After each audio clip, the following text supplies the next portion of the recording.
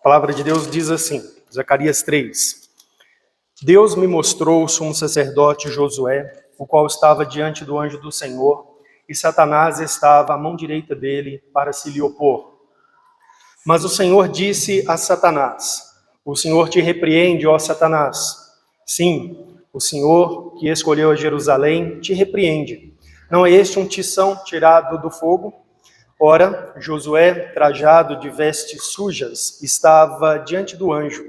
Tomou este a palavra e disse aos que estavam diante dele: tirai-lhe as vestes sujas. A Josué disse: eis que tenho feito que passe de ti a tua iniquidade e te vestirei de finos trajes. E disse eu: ponham-lhe um turbante limpo sobre a cabeça. Puseram-lhe, pois, sobre a cabeça um turbante limpo e o vestiram com trajes próprios, e o anjo do Senhor estava ali. Protestou a Josué e disse: assim diz o Senhor dos Exércitos: se andares nos meus caminhos e observares os meus preceitos, também tu julgarás a minha casa e guardarás os meus átrios, e te darei livre acesso entre esses que aqui se encontram.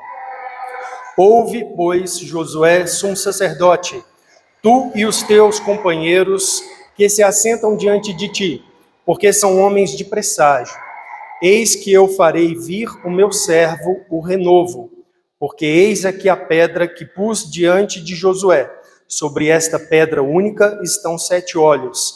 Eis que eu lavrarei a sua escultura, diz o Senhor dos Exércitos, e tirarei a iniquidade desta terra num só dia. Naquele dia, diz o Senhor dos Exércitos, cada um de vós convidará o seu próximo para debaixo da vide e para debaixo da figueira. Esse capítulo 3 de Zacarias, irmãos, nós temos visto, ele corresponde aí a uma das profecias que Deus trouxe a esse profeta Zacarias no tempo ali pós-exílio. A gente olhou na primeira mensagem ali os contextos em Esdras 3, 4 e 5, que são os contextos históricos do ministério de Zacarias e de Ageu. E a gente viu ali que a realidade é que quando o povo de Israel retornou do exílio, aquela geração de fiéis, eles imediatamente retomaram, né, todos os elementos que eram necessários ali para que eles pudessem viver as realidades ordenadas por Deus na Bíblia, no Antigo Testamento, com relação ao relacionamento de Deus com Israel naquela aliança. Então, eles logo chegaram, reedificaram o altar, reiniciaram os sacrifícios diários, e alguns meses depois eles se reuniram e eles lançaram os alicerces do templo em Jerusalém para reconstruir o templo. E eles então tocaram aquela obra por bastante tempo, por vários meses. No entanto, os inimigos, nações adversárias que habitavam ali em torno de Judá, agiram para barrar, para paralisar o avanço da obra no templo. Nós vimos ali que eles alugaram conselheiros, depois eles foram e fizeram chegar acusações falsas até o governador da Pérsia, que expediu então uma carta ordenando que as obras fossem paralisadas. E foi nesse contexto que Deus levantou os 2 profetas, Ageu e Zacarias, para que, através do ministério desses profetas, o povo daquela época, sob a liderança de 2 homens, Zorobabel, que era a liderança política dos israelitas naquele momento, e Josué, que é esse que nós lemos aqui no capítulo 3, que era na época o sumo sacerdote, ou seja, a liderança religiosa, né, de Israel, da nação de Israel naquele período. Deus então levanta Ageu e Zacarias para que eles pudessem orientar o povo e conclamar o povo a retomar aquela obra de reconstrução da casa. Então é isso que nós vamos ver nas Escrituras. O profeta Ageu fala ao povo dizendo assim: subi ao monte, cortai madeira e reedificai a casa, né, para ver se eu não me agrado, né, desta obra, ou seja, se eu não vou colocar minha bênção. Então ele desafia o povo a voltar a reconstruir mesmo diante daquelas adversidades. E Zacarias vai trazer uma série de visões para mostrar ao povo de Israel elementos relacionados àquela circunstância, aqueles eventos históricos que eles estavam vivendo. E uma dessas visões é essa do capítulo 3, que é direcionada ao sumo sacerdote Josué e ao ministério dele, ao ofício dele. Então nós já passamos, né, por esses versículos aí do texto, nós já aprendemos aqui que a Bíblia nos mostra qual que é a nossa adequação para fazer a obra de Deus, como que os nossos pecados são perdoados, a nossa iniquidade é tirada na figura aqui da visão, né? O sacerdote ele foi vestido de roupas limpas, roupas nobres, roupas que tornavam ele adequado às ministrações dentro daquele regime, daquela aliança, ao serviço ao Senhor. Nós aprendemos também na semana passada sobre a fidelidade a Deus.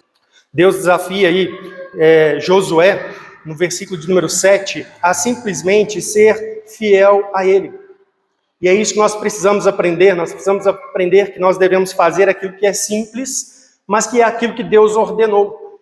E que na fidelidade ao Senhor nós encontramos recompensa, encontramos a bênção do Senhor. E hoje nós vamos olhar aqui os versículos 8, 9 e 10, irmãos, desse capítulo. E nós vamos aprender aqui hoje sobre esperança.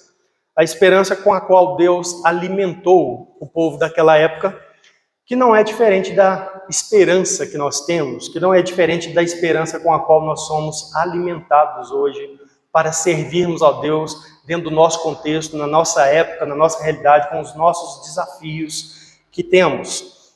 Então é isso que nós vamos ver aqui nesse texto. E quando a gente olha para a Escritura, é muito curioso a gente observar isso. Jesus Cristo sempre foi, é e sempre será a única esperança do povo de Deus. Sempre foi. E quando a gente olha para essas palavras de Deus aqui em Zacarias 3, dirigidas a Josué, o sumo sacerdote, elas são, no fim das contas, uma promessa de esperança, mas que tem a ver com Jesus Cristo. E é importante a gente observar isso, porque às vezes os cristãos eles fazem uma dicotomia e pensam assim, né? A igreja serve a Jesus Cristo. Jesus Cristo é a esperança para a igreja. Não. Jesus Cristo é a esperança para todo o povo de Deus em todas as épocas. Desde o Éden, a primeira semente de esperança lançada por Deus ao mundo caído, está lá em Gênesis 3,15, onde diz assim, da descendência da mulher nascerá um que esmagará a cabeça da serpente. Já foi Cristo sendo lançado, Jesus Cristo sendo anunciado. Sempre foi. E aqui nós vamos encontrar, dentro desse contexto aqui do regime da antiga aliança, sendo restaurado, restabelecido, no pós-exílio, e a esperança que é dada ao povo de Israel, novamente, uma vez mais, é Jesus Cristo. Então é isso que a gente vai aprender aqui nesse texto. Esse texto, os versículos 8, 9 e 10, eles têm, assim, 3 divisões aqui muito claras. Primeiro tem a promessa, versículo de número 8, versículo de número 9, Deus fala aqui da realização da promessa, com detalhes aqui maravilhosos, para nutrir a nossa esperança, e depois ele vai falar, então, no versículo de número 10, aqui, da alegria e a oportunidade resultante dessa promessa cumprida. Então, olhe comigo aí, a promessa.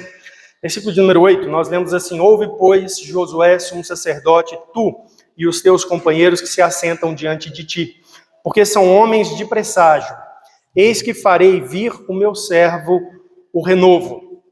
Esse versículo 8, nós temos aqui Deus encorajando Josué e os seus companheiros. Né? Diz aí Deus a Josué, tu e os teus companheiros.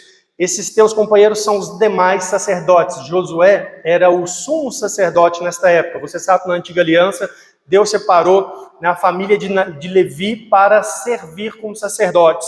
Né, ali, os descendentes de Arão. Então, um deles ocupava a posição de sumo sacerdote, o sacerdote principal, aquele que no dia do Yom Kippur, dia da expiação, ele era o único que poderia, depois de uma série de purificações, apresentar-se diante da arca do Senhor para fazer propiciação pelos pecados. E você tinha, então, os outros que eram sacerdotes e que serviam nos demais trabalhos ali, recebiam os animais para serem sacrificados, faziam as purificações, faziam a substituição dos pães da proposição, colocava azeite no candelabro, na menorá, levavam o incenso ao altar de ouro. Então havia uma série de pessoas ali trabalhando em torno dos elementos que Deus instituiu, que faziam parte do culto ao Senhor dentro daquele regime. Então aqui nós estamos falando de Josué, o sumo sacerdote, e os seus companheiros, que eram os demais sacerdotes que naquela geração estavam servindo ao Senhor ali no pós-exílio. E Deus busca encorajar estes servos dele através da promessa do Messias. É isso que a gente encontra aqui no versículo de número 8. Ele diz assim, ouve, pois, Josué, sumo sacerdote, tu e os teus companheiros que se assentam diante de ti, porque são homens de presságio. eis que farei vir o meu servo o renovo. Então, duas coisas eu quero que a gente observe aqui. Essa expressão, porque são homens de presságio, o ofício desses homens era um ofício sacerdotal. E a ideia aqui é que o que eles realizavam como sacerdotes já apontava para a realidade futura do ofício daquele que havia sido prometido, o Messias. Um dos papéis do Messias seria vir ao mundo para ser o sacerdote definitivo, o sacerdote que representaria cabalmente e eficazmente o povo diante de Deus.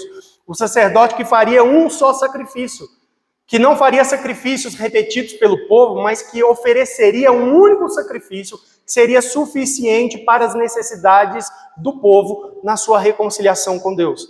Então, quando fala aqui, porque são homens de presságio, é porque o ofício deles já prenuncia parte daquilo que seria a obra daquele que está sendo aqui anunciado, que é fazer a expiação de pecados do povo perante o Senhor. Então o texto diz aí, eis que farei vir o meu servo. E é interessante essa expressão, porque ela ensina para a gente muitas coisas. Zacarias, quando apresenta-se aqui ao Josué e ao povo de Israel, e agora também a nós, ele está comunicando várias coisas aqui ao povo. A primeira delas, ele está comunicando que é Deus quem controla a história. Se você observar, Deus anuncia em nome de Zacarias assim, eis que eu farei vir. Ou seja, a vinda do Messias, aquele que eu estou prometendo, essa promessa que eu estou fazendo, ela depende de mim. Ela está na minha mão. Sou eu o Senhor soberano da história e eu que farei cumprir isto. É Deus quem operaria para trazer o Messias ao mundo. Seria, portanto, a chegada de Jesus ao mundo uma obra divina, miraculosa e providente, misturando esses dois elementos. Deus, na sua providência, conduzindo todas as coisas, pessoas, famílias, circunstâncias, de modo que desembocasse na realidade que nós lemos lá em Mateus 1 e Lucas 2, o nascimento de Jesus, Lucas 1, a anunciação do Senhor Jesus Cristo. Mas não somente isso, teria também o próprio elemento miraculoso que já era esperado em profecias antigas. O livro de Isaías é mais antigo que Zacarias, é de pré-exílio. E lá em Isaías, Deus já anunciou que a virgem conceberia. Então haveria uma obra miraculosa de Deus para trazer o Messias ao mundo. Então aqui Zacarias está repetindo isso, é o Senhor quem fará essa obra. Eu farei vir o meu servo. E esse título aqui, o meu servo, é um título honroso. Quando a gente pesquisa na Escritura Sagrada, nós vamos encontrar, por exemplo, Deus honrando Moisés com esse título. Lá naquele evento que está narrado em Lucas 12, onde Arão e Miriam questionaram Moisés e a autoridade de Moisés e a posição de Moisés como intermediário, aquele por meio de quem Deus falava, a Bíblia nos diz lá em Números que Deus chama Arão e Josué à tenda da congregação e ali, diante daquela nuvem, que era uma teofania, uma manifestação do Senhor, Deus fala a eles e diz a eles assim, não é assim com o meu servo Moisés, que é fiel em toda a minha casa. Deus ali honra Moisés e o chama de meu servo. E nós vamos encontrar, então, esse título sendo usado mais adiante na Escritura Sagrada para referir-se ao Messias.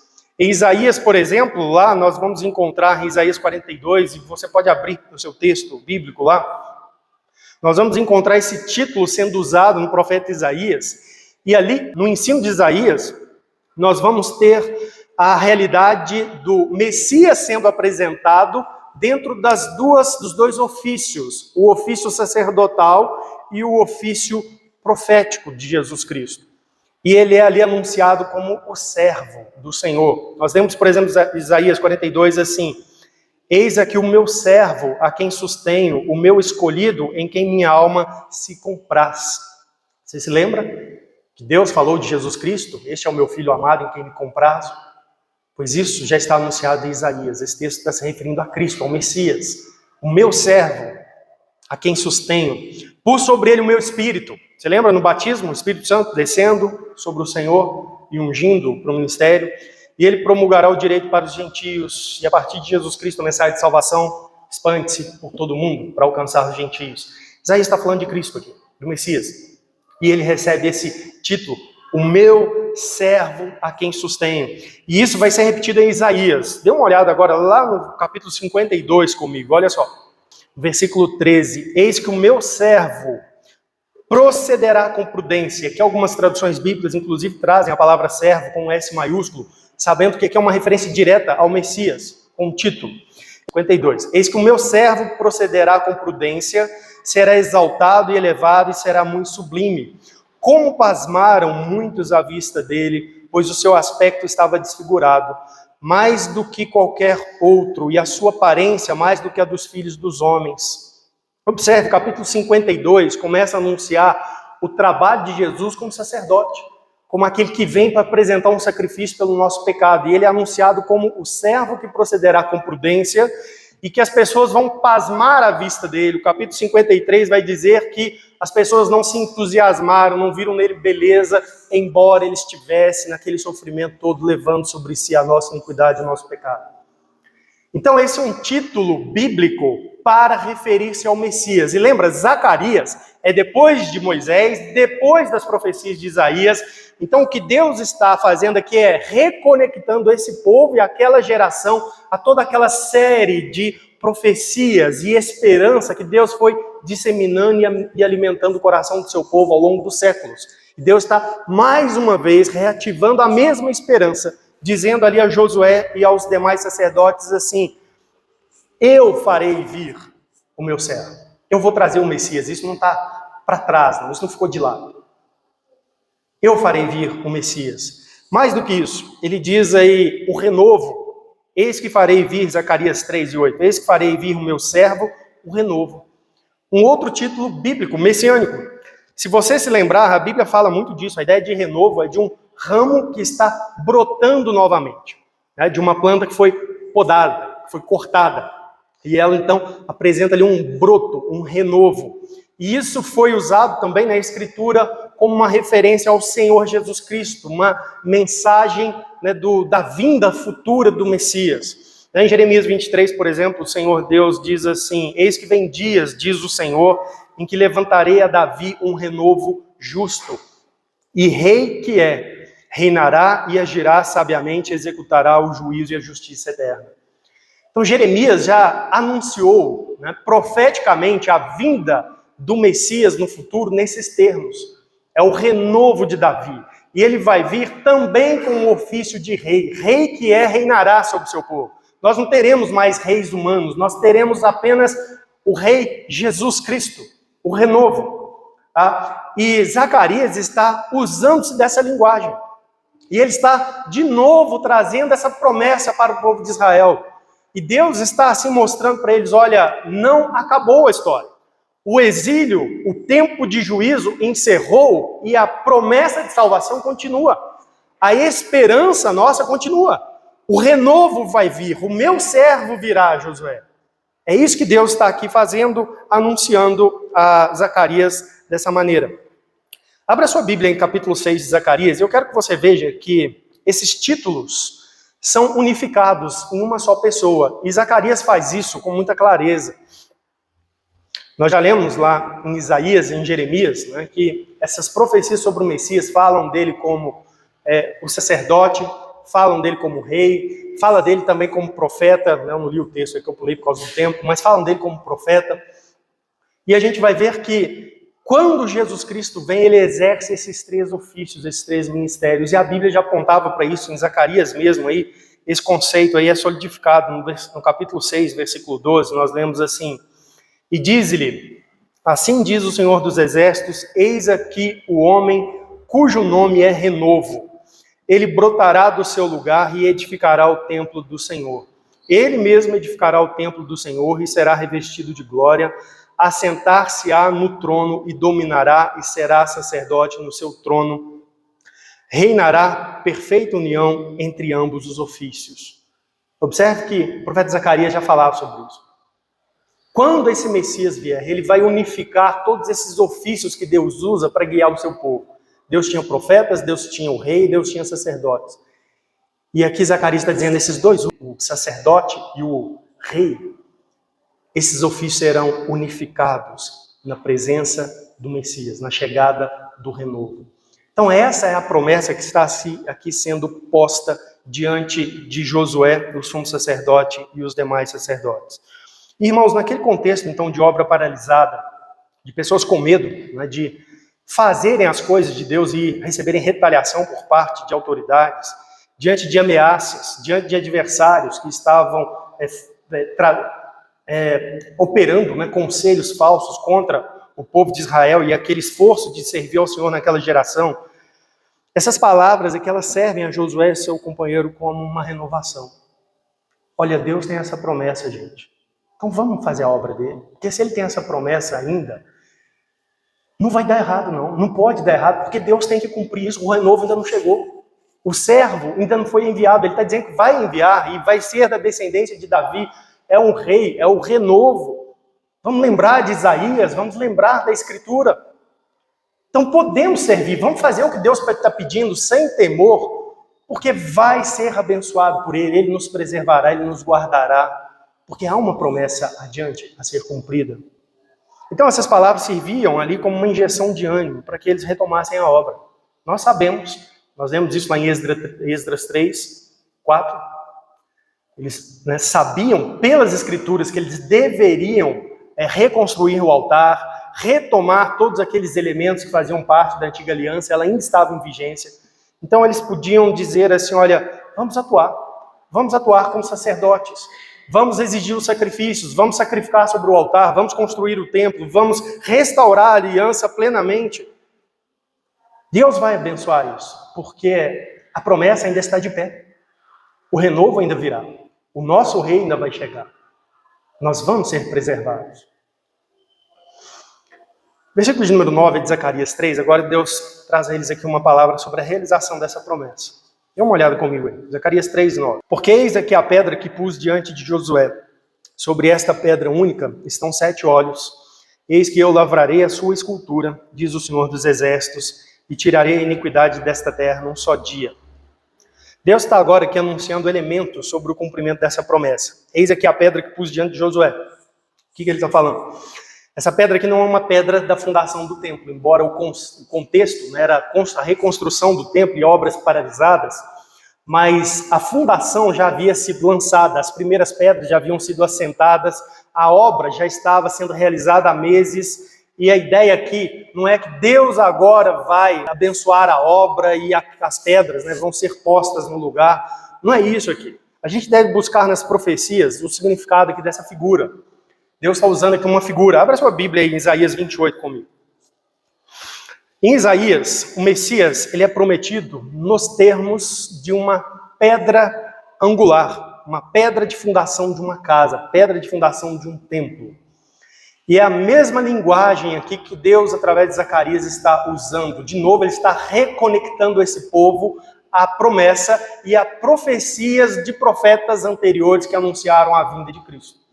Dê uma olhada aqui. Isaías 28, versículo 16, por exemplo. Nós lemos aqui assim. Portanto, assim diz o Senhor Deus, eis que eu assentei em Sião uma pedra, pedra já provada, pedra preciosa, angular, solidamente assentada, aquele que crer não foge, ou algumas traduções, NVI fala, jamais será abalado.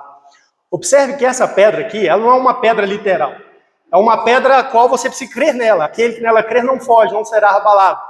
Ou seja, ela é a figura de uma pessoa que Deus vai trazer para a história do seu povo, que será um firme fundamento para o seu povo, fundamento para a fé do seu povo, de modo que o seu povo deverá crer nessa pedra, deverá confiar nessa pedra.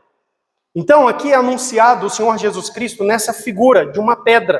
Se você voltar no capítulo 8 também de Isaías, nós lemos aqui assim, o versículo de número 13. Ao Senhor dos Exércitos, a Ele santificai, seja Ele o vosso temor, seja Ele o vosso espanto. Ele vos será santuário, mas será pedra de tropeço e rocha de ofensa às duas casas de Israel. Laço e armadilha aos moradores de Jerusalém. Muitos dentre eles tropeçarão e cairão, serão quebrantados, enlaçados e presos. Aqui Isaías já proficia que o próprio Senhor será o santuário, e que haverá ali uma pedra, e esta pedra ela será pedra de tropeço e rocha de ofensa para muitos.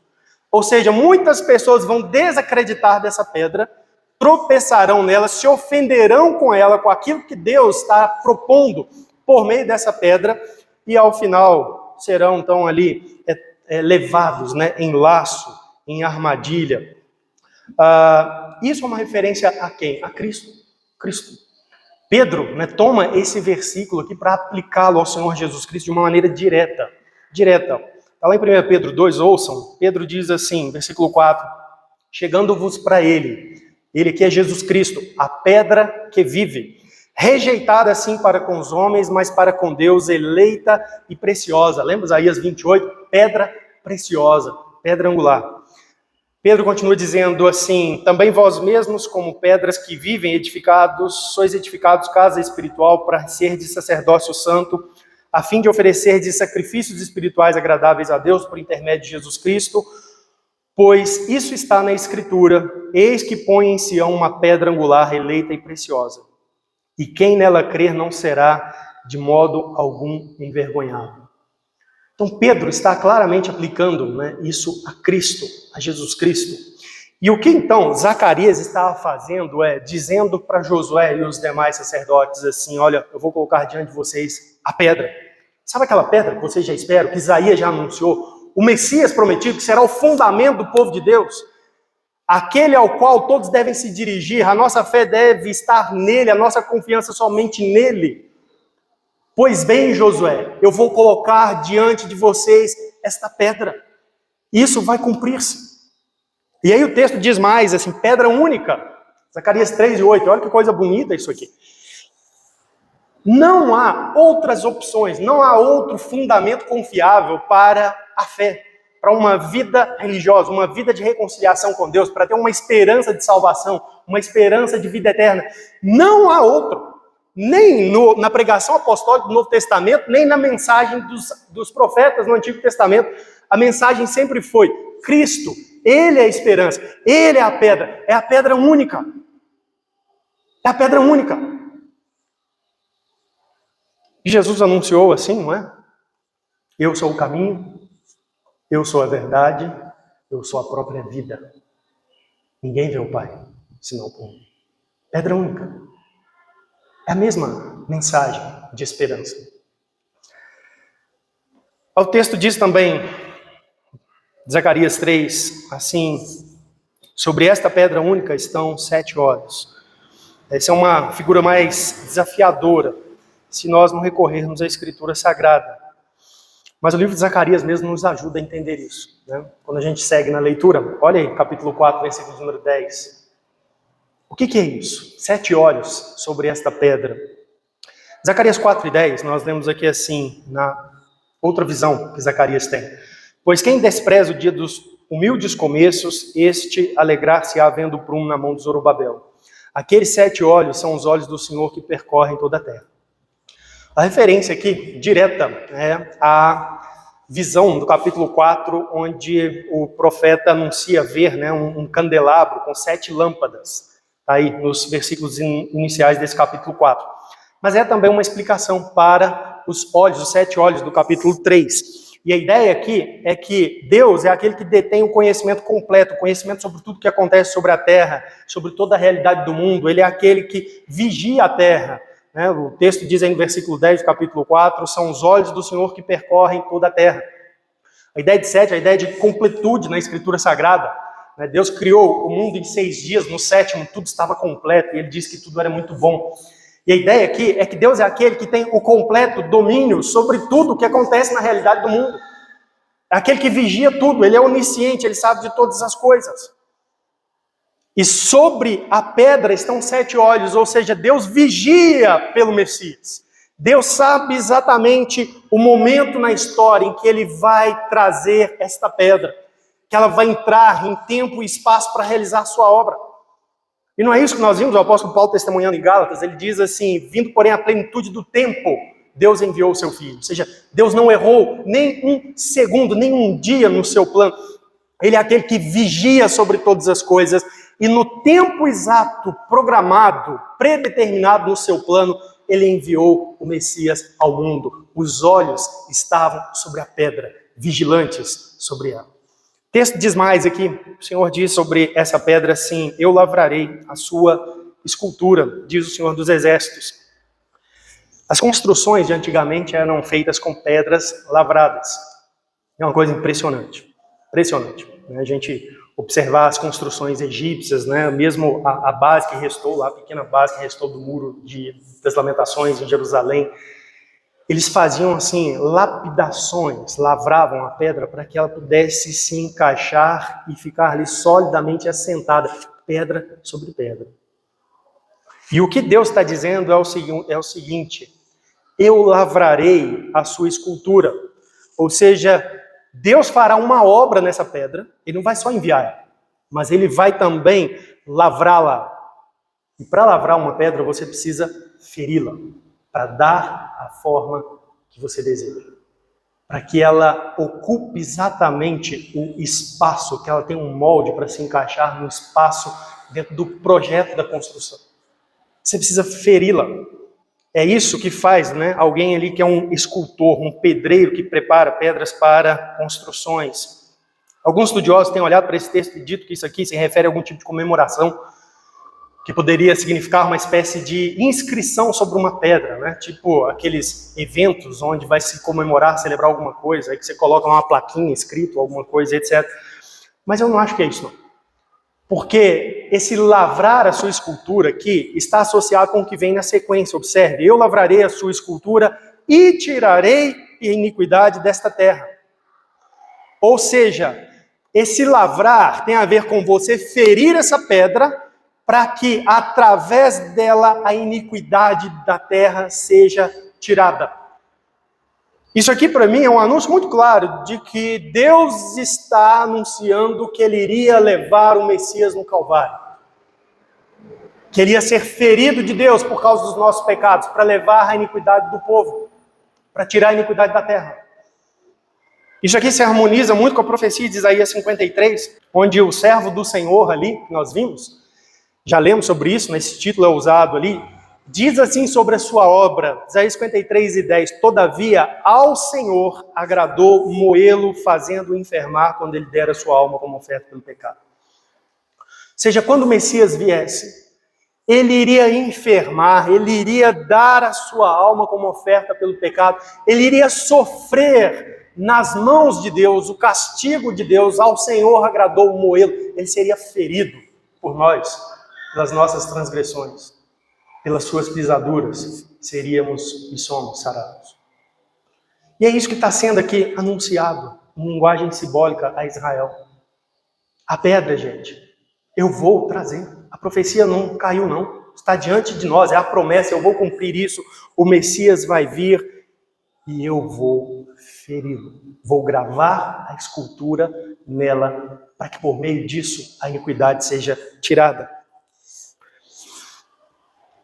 O versículo termina dizendo ainda assim, num só dia. Que detalhe, coisa esplêndida. O que Deus está anunciando é que isso não seria feito através de um processo longo de anos de vida, mas num só dia.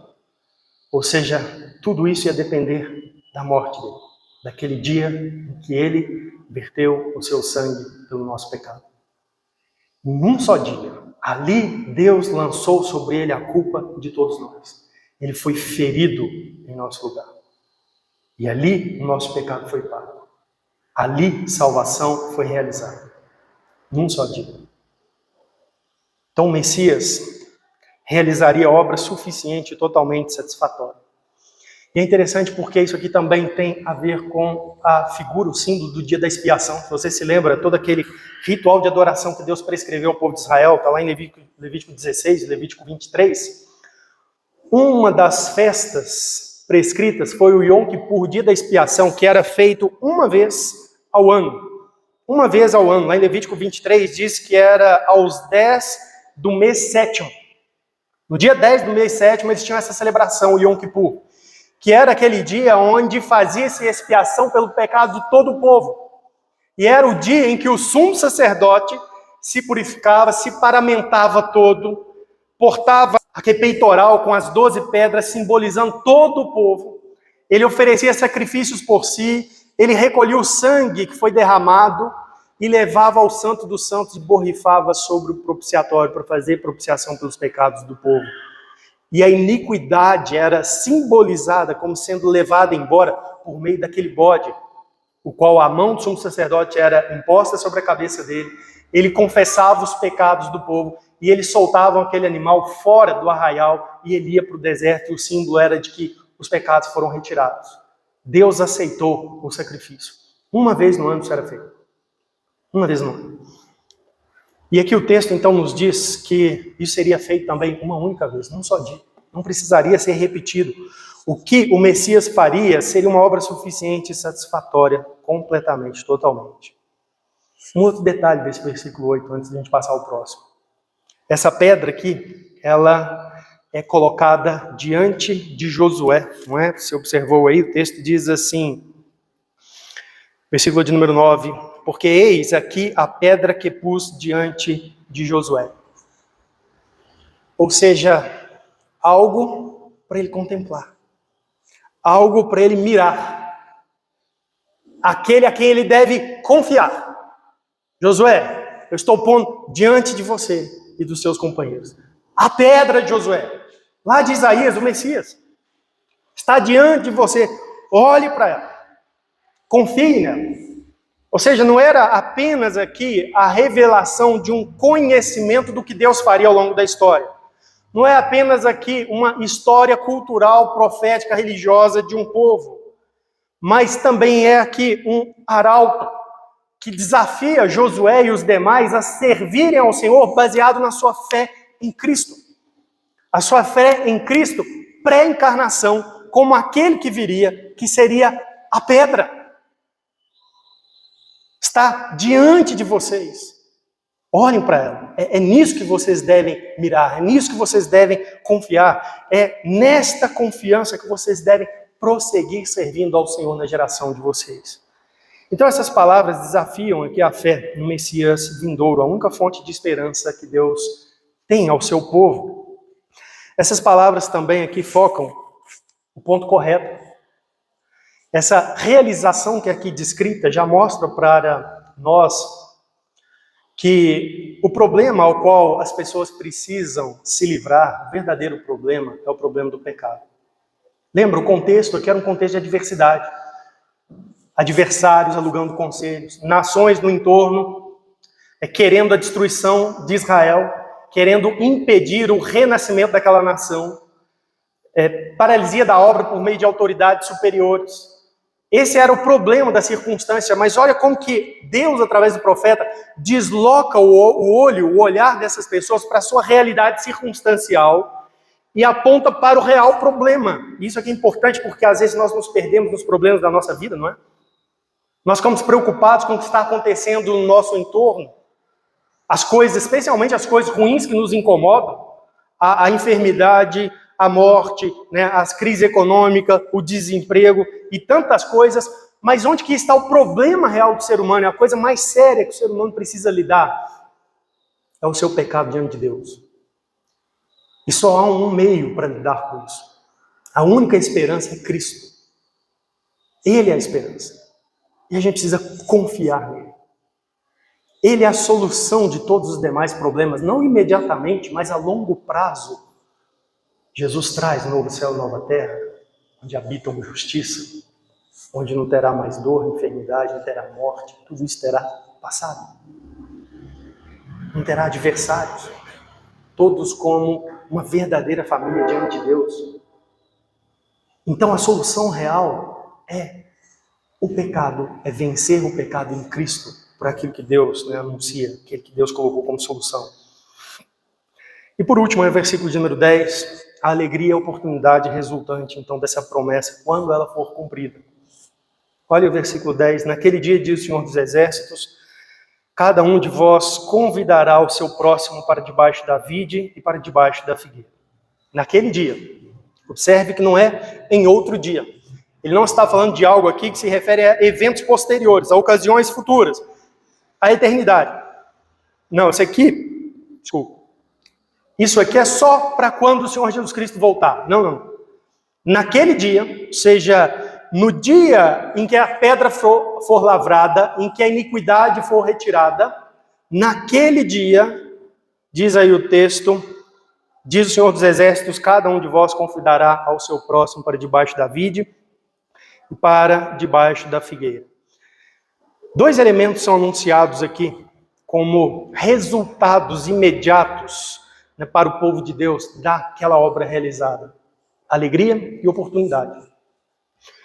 Essa expressão para debaixo da vide e para debaixo da figueira, essas duas árvores, né, a videira e a figueira, elas são símbolos na Bíblia de prosperidade e paz.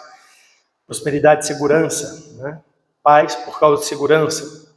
Então, por exemplo, no livro de Reis, capítulo 4, versículo 25, o período do rei Salomão, ele é descrito nesses termos. Ouçam, diz assim a Bíblia: Judá e Israel habitavam confiados, cada um debaixo da sua videira e debaixo da sua figueira, desde Dan até Berseba, todos os dias de Salomão.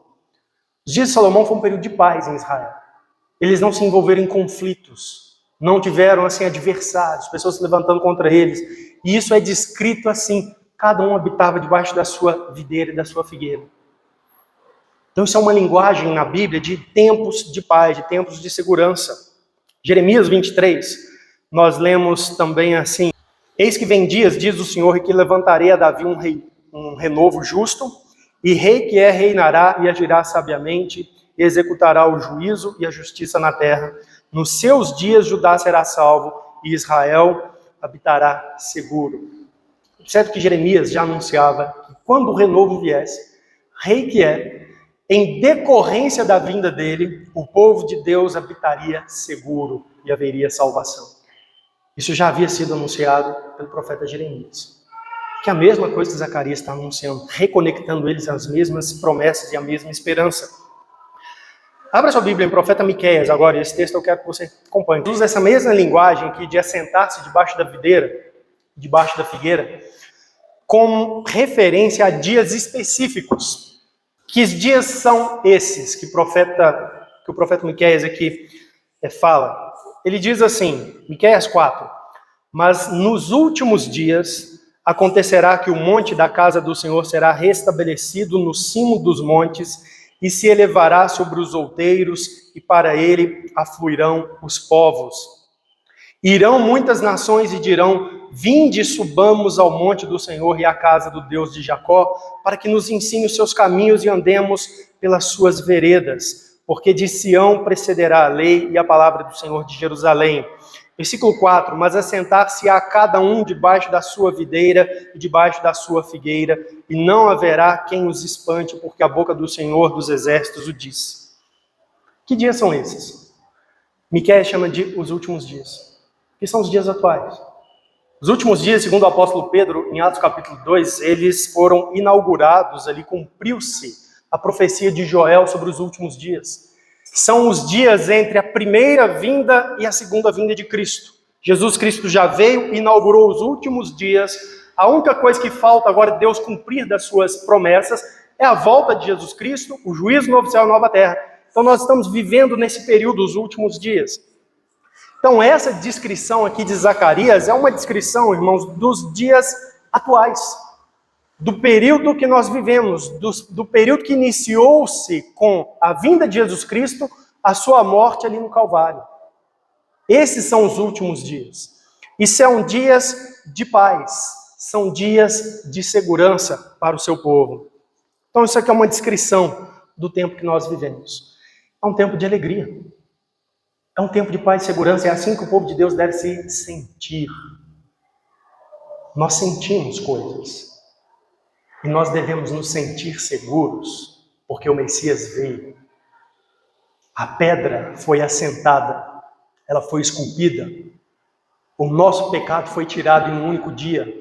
Em Cristo nós temos paz com Deus, nós fomos reconciliados com Deus, nós estamos seguros.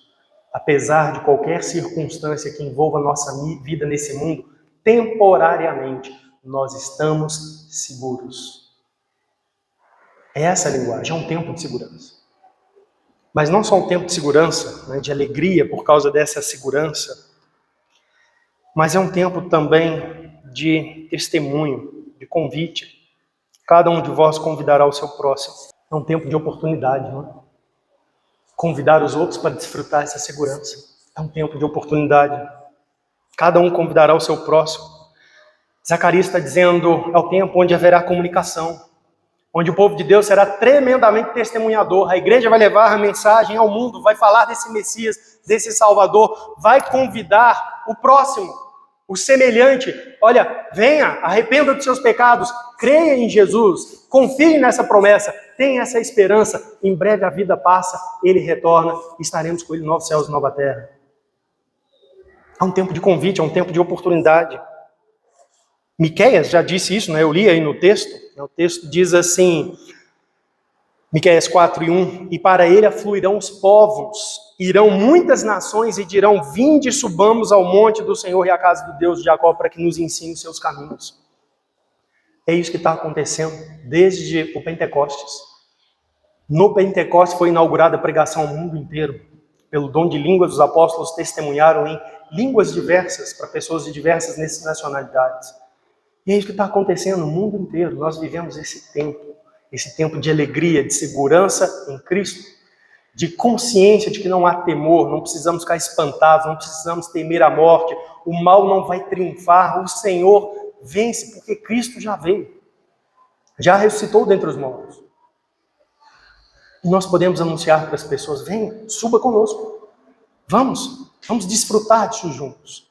Ainda há oportunidade de salvação. Ainda há oportunidade de salvação.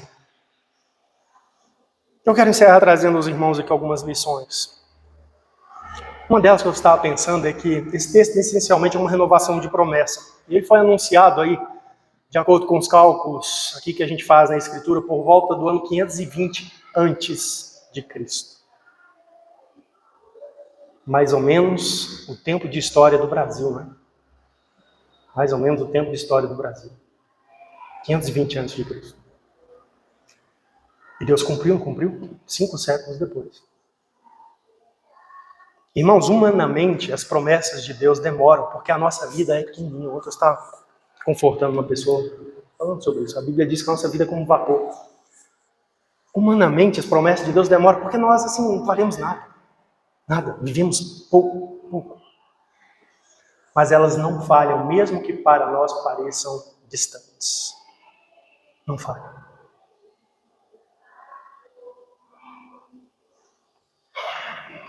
E elas afetam a nossa vida, mesmo que elas não se cumpram, se realizem em nossos dias. Observe, Deus está falando isso aqui inicialmente a Josué e aos sacerdotes, e depois ao povo, obviamente. Mas 520 anos antes de cumprir-se, e Deus está ocupando o tempo deles à toa? É claro que não, é porque isso tem relevância para eles. Porque nós somos feitos por Deus para existir eternamente. Você já pensou nisso? A morte não te apaga da existência. Não te apaga. As realidades que Deus prometeu, que ainda fará, mesmo que qualquer um de nós que passemos pela morte, nós não as perderemos. Portanto, é relevante, vale para cada um de nós também. E Deus está encorajando Josué assim. Olha, Josué, isso tem que te afetar. Você tem que crer nisso, confiar nisso. Você tem que viver a sua vida e servir a mim nos seus dias aí com fidelidade. Porque o renovo vai vir, o Messias vai vir, a rocha está posta diante de você. Eu vou fazer essa obra, eu vou tirar a iniquidade num só dia. E virá então um tempo de descanso, de paz, de alegria e de oportunidade. Muitas outras pessoas vão conhecer esse Salvador e descansarão nele. E isso animou Josué a permanecer firme.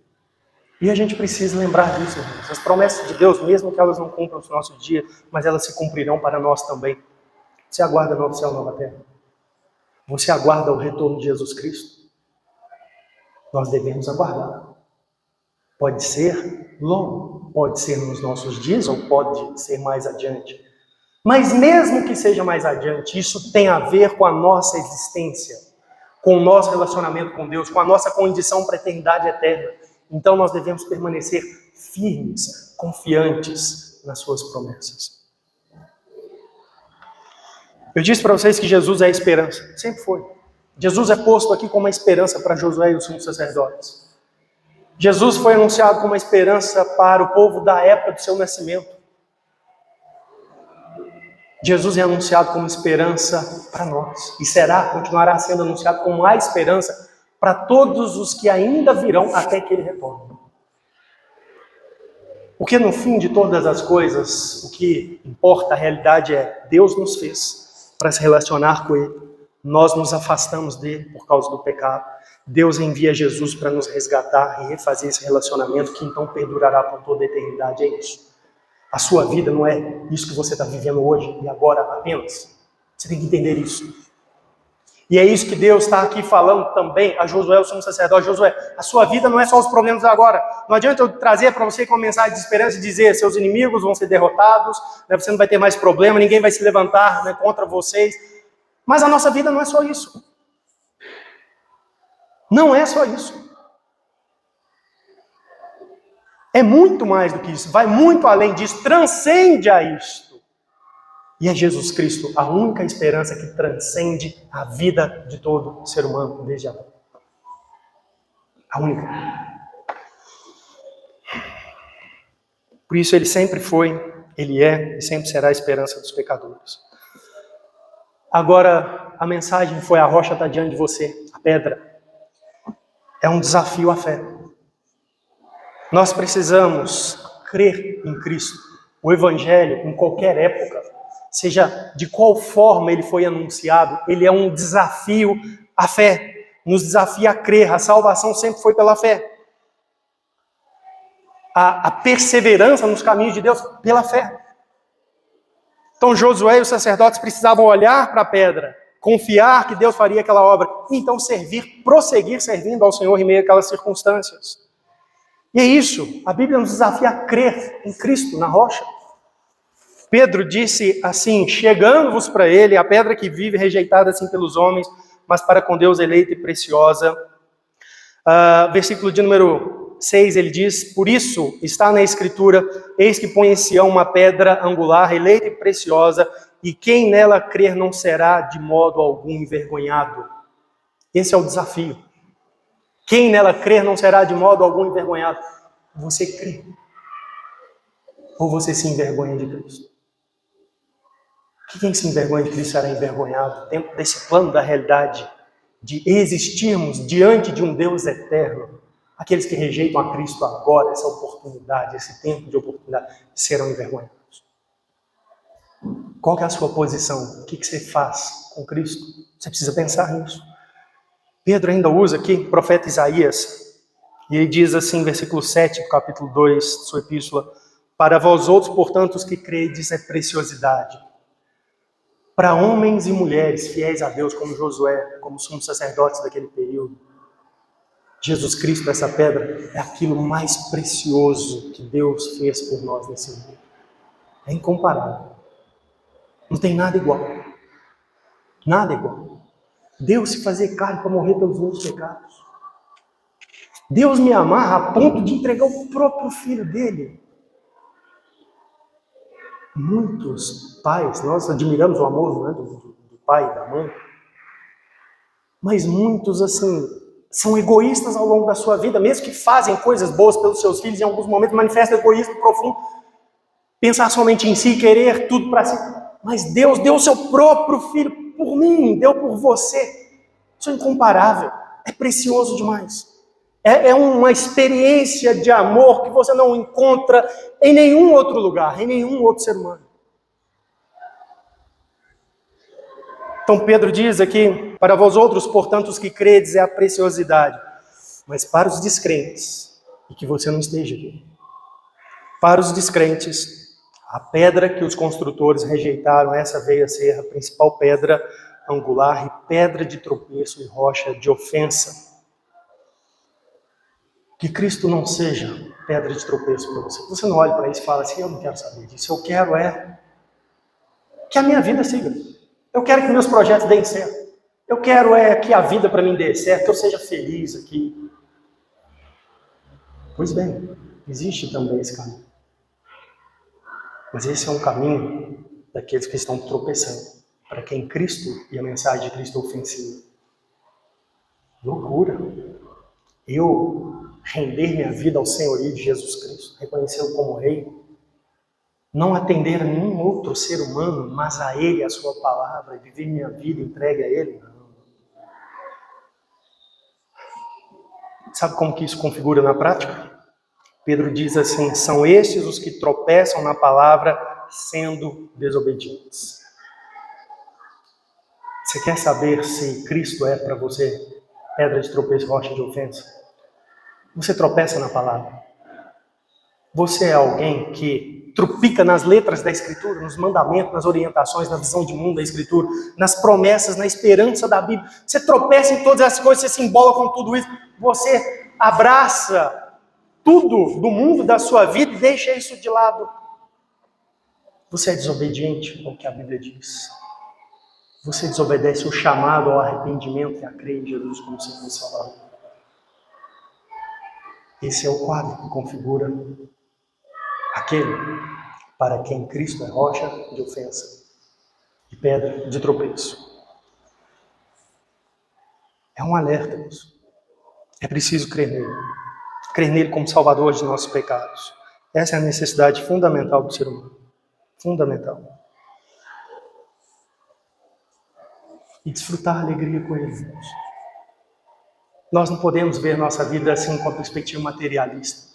O chamado que a Josué, o sumo sacerdote, é: se alegre nisso, Deus vai fazer essa obra. Virá um tempo de paz. Aqueles que serão alcançados por essa obra desfrutarão de paz, de alegria.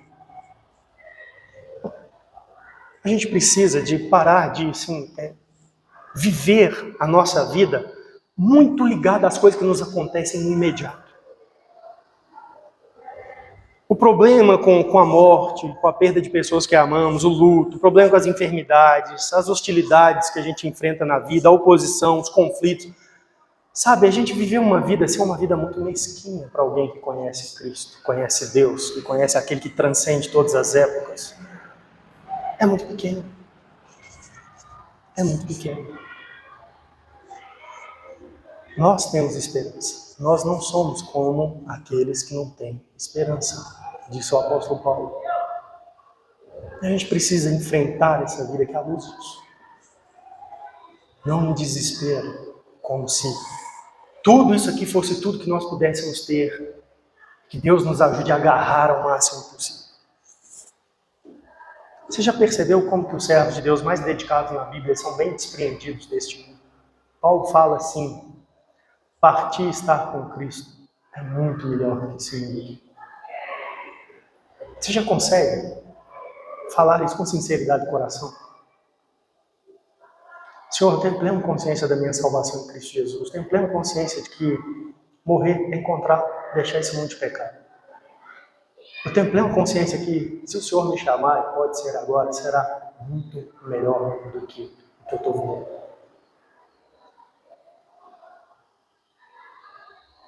Isso é um nível que a fé, a verdadeira fé cristã precisa nos levar. Ou então a gente está vivendo igual os ímpios. Pelo hoje, pelo agora. Testemunho. A mensagem é que quando isso acontecer, seria um tempo de testemunho para convidar as pessoas. E é isso, irmão. Nós estamos vivendo esse período. Você precisa convidar pessoas a encontrar Cristo, a entregar-se a Cristo, a desfrutar Cristo, a ter a esperança em Cristo. Para quem que você tem testemunho? Deus tem te dado oportunidades, você tem aproveitado ou rejeitado? Ou você nem tem procurado oportunidades para isso e a sua vida está passando, você tem encontros, conversas com pessoas, mas nem procura oportunidade disso. É claro que você não consegue testemunhar para todo mundo que você vê, mas algumas situações é muito claro que Deus nos dá oportunidades. Você tem aproveitado isso. Jesus contou a parábola do candeeiro para falar da nossa responsabilidade de ser luz ao mundo. Isso não será cobrado. Deus não acendeu luzeiros e nós somos para ser posto debaixo dos bancos da igreja, para ser escondidos e encobertos por esses telhados. Mas Deus acendeu nos nossos corações a sua luz, para que a gente brilhe lá fora e convide uns, outros, os demais. Venha! Venha a esperança eterna.